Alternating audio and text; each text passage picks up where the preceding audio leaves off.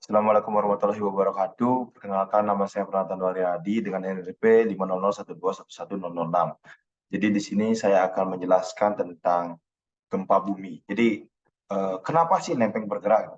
Lempeng-lempeng bumi itu bergerak karena adanya proses yang disebut dengan tektonik lempeng atau tektonik yang merupakan pergerakan relatif antara lempeng-lempeng tersebut. Pergerakan ini terjadi karena lapisan kerak bumi yang terdiri dari beberapa lempeng tektonik yang besar dan beberapa lempeng yang kecil yang saling berinteraksi. Jadi terlihat dari gambar terdapat ada yang lempeng yang saling bergesekan, saling menjauh, dan juga saling naik dan turun. Jadi banyak penyebab dari gempa bumi. Selain itu ada dari runtuhan, bom atom maupun dari gunung meletus. Jadi kenapa sih lempeng itu bisa bergerak?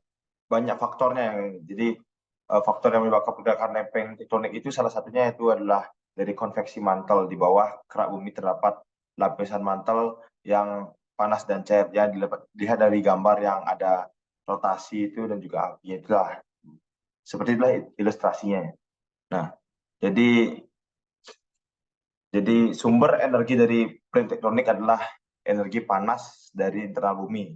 Peluruhan radioaktif itu peluruhan radioaktif. Nah, gaya yang menyebabkan lempeng bergerak itu ada gaya gravitasi, Red's push, dan slap pull, di mana gaya tarik slap lebih besar dari gaya dorong Red's.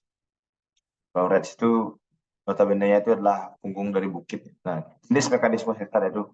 Nah, tadi yang saya sebutkan sebelumnya, di mana lempeng tektonik itu ada yang menjauh, lempengnya itu menjauh, ada yang bergesekan, dan ada juga yang saling bertabrakan. Nah, gelombang seismik. Nah, masih kita gelombang seismik. Gelombang seismik itu dibagi menjadi dua, yaitu gelombang badan dan gelombang permukaan. Di mana gelombang badan dibagi menjadi dua lagi, yaitu P wave dan S wave.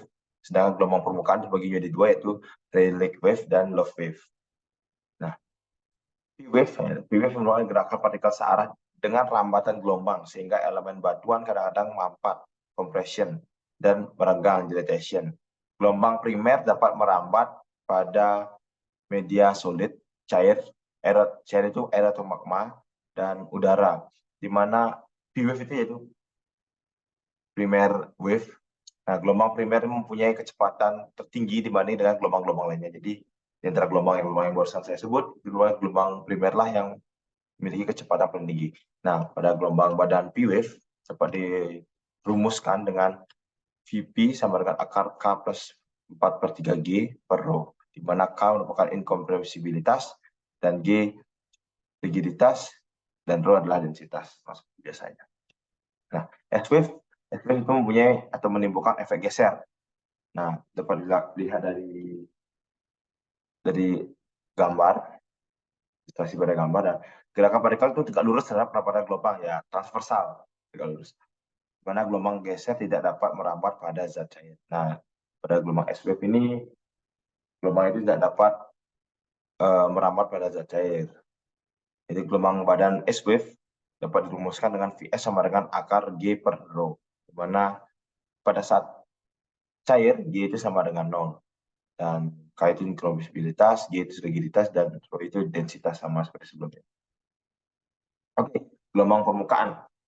Nah, terbentuk di permukaan, amplitude luruh secara eksponensial terhadap kedalaman. Nah, di mana Rayleigh wave, Rayleigh wave itu lihat di gambar mengalami rotation, yaitu, sedangkan Love wave itu menjauh gitu. Dapat dilihat dari gambar. Oke, perambatan gelombang seismik. Perambatan gelombang seismik itu gimana ya? Gelombang seismik itu merujuk pada pergerakan gelombang yang terjadi setelah terjadi gempa bumi. Pada saat gempa bumi itu terjadilah perambatan gelombang seismik. Ada dua jenis gelombang seismik utama yang berperan dalam perambatan seismik, yaitu gelombang primer dan gelombang sekunder, seperti barusan yang saya jelaskan.